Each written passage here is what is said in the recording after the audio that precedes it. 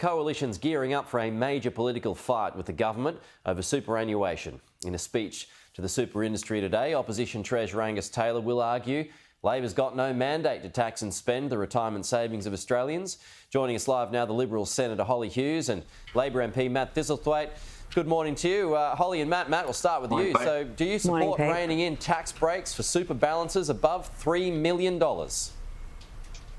Pete, before the last election, Labor promised to review the purpose of superannuation in terms of the legislation. We're delivering on that commitment.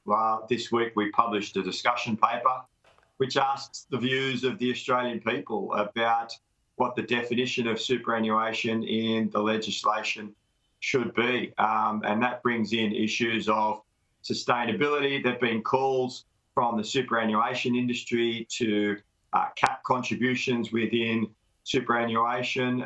That's something that will no doubt be discussed in the context of this discussion paper, and in due course the government will make a decision on issues such as that. But we're very much delivering on an election commitment to review the purpose of superannuation. OK, but it seems like Jim Chalmers, though, is zeroing in on tax breaks for super balances above $3 million. Do you support that? Well, yeah, I certainly do support what the Treasurer has said, and that's because we're delivering on an election commitment. We promised that we look at the purpose of superannuation. There have been 2 reviews in the past of superannuation that have recommended that the purpose be legislated, and that's what we're doing. And that will no doubt raise issues of sustainability, because we saw under the previous government that they had policies that allowed people to raid their superannuation savings during COVID, and we appreciate that many people were in emergency circumstances, but many weren't. And there were no safeguards put in place to ensure that there had been a person lose their job or there had been a loss of income before people were able to withdraw from their superannuation. Now, that now means that a lot of those people have very small balances and are going to struggle for the rest of their working careers to generate a sustainable retirement income. So we want to look at all of those issues in the context of whether or not it's sustainable into the future. OK, let's send it over to Holly now. Holly, what do you make of that? There is just so much to unpick there, but the first thing is this is a breach of trust by the Labor Party, who Jim Chalmers said before the election, as did Anthony Albanese, that there would be no major changes to superannuation. This is an absolute backflip by them. Is it a major change, though? Proves that. Yes, it is. They are proposing major changes, and you cannot propose changes to superannuation, which is compulsorily paid into. Every Australian pays into this superannuation fund for their retirement. It is their money. The money that Mr. Matt just referred to as being raided was supported by the Labor government for people who lost their job during COVID. Now, by withdrawing from their super funds, many of those people were actually able to maintain mortgage repayments and stay in their home. We do know that owning your own home going into retirement is one of the best ways Australians can be supported to have a safe and secure retirement. Now, what the Labor Party is now proposing as well is refusing to allow people access to superannuation, which again is their money, for things like buying a home once for women who've had to flee domestic violence, who've had a later in life separation, to provide security to them and their children. There are circumstances that we need to look at, and what the Labor Party is now saying is you're not allowed to touch your money in your superannuation account for your own home ownership, but we're going to be able to access it to pay for other people's homes. It's not everyone, though. It's compulsory. It's your money. But the thing is, they're saying $3 million now. This is all about creep. Look at what Labor does, not what they say. They started before the election saying there'd be no major changes. Now they're saying if you've got a balance over $3 million. Well, if you look at the rate of return now, even if you had $5 million in super, you're looking at around $100,000 a year annuity. Now, for some people, that's a lot of money. For others that have other expenses, that's not a huge amount of money, but we're talking about balances over $3 million. Okay, but what about, just to bring you up there, sorry, Holly, so just that there's 36,000 Australians or thereabouts that have more than $3 million in super. So it only affects a small section of the Australian public who may be benefiting from generous tax breaks. So is it fair that they are able to benefit from those generous tax breaks, which is beyond what the original modus operandi of super was designed to be? When superannuation was developed, it was so that people could save for their own retirement. Everything that's been put in place around superannuation has allowed for long-term planning.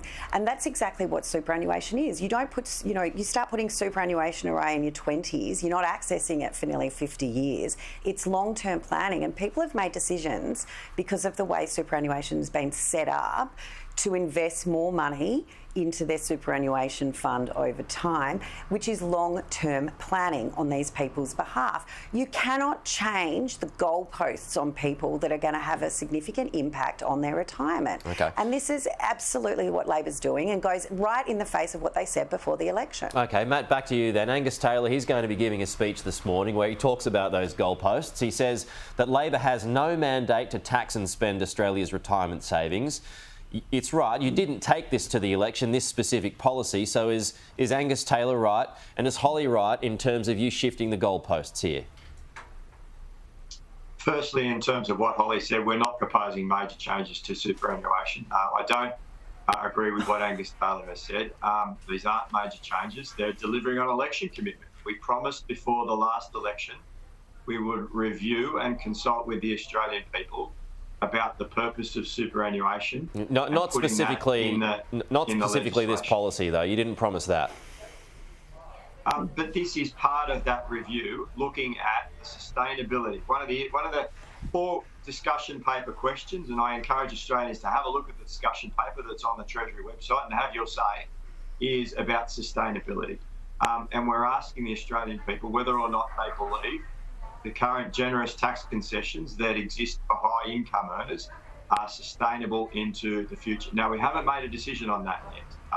We're asking the views of the Australian people, and that's what a good government should do. Ask the views of the Australian people, make a decision, then bring legislation into the parliament, have it debated, have a parliamentary review, and then make a decision. And that's what we're doing. Was the Prime Minister, and just hear it with you again, Matt, was the Prime Minister and the Treasurer being cute with words during the election campaign by saying there's not going to be major changes, like you're saying here, it's only going to be minor changes? It's a broken promise, isn't it? No, well, I don't see it that way at all, Pete.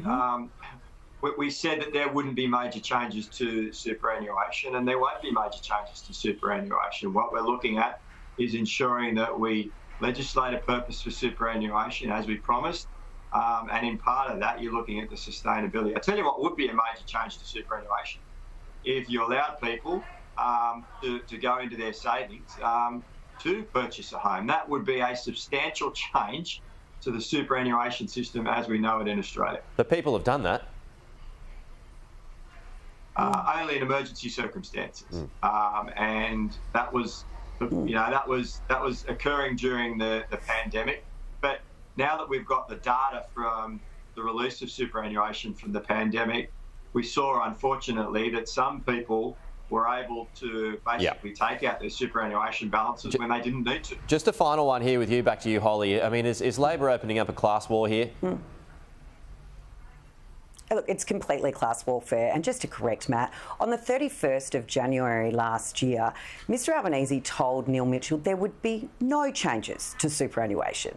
So it is being cute with words and now saying that we were having a review and these are minor changes. Mr Albanese went into the election promising no changes. So this is a complete and utter backflip by the Labor Party. And to just listen to the rhetoric that Matt was just spouting about high income earners and those with large balances, it is absolutely looking at that culture war that Labor just cannot help themselves in trying to ignite.